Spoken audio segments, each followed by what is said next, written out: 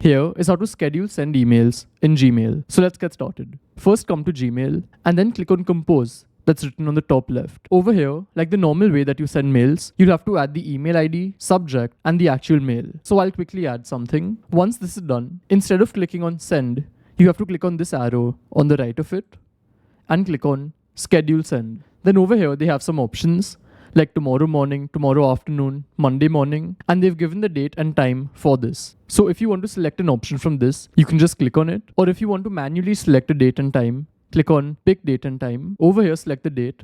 So I can put, let's say 14th April and select a time. If I just click on this box, then I can edit it and put any time that I want. And now click on schedule send and it's done. They've said that this mail will be sent on April 14th at 12:30 p.m. And one thing to know, that if you want to modify or make changes to the date of sending it, you'll see a new option over here called scheduled. So click on this. So here you can see the mail, and if you click on it, there's an option to cancel. So now it's been cancelled and we've got the same mail with the content as a draft. And the same way, you can schedule it again if you want to. So this is how it works. And if you want to know some important Gmail settings, check out this video. Goodbye.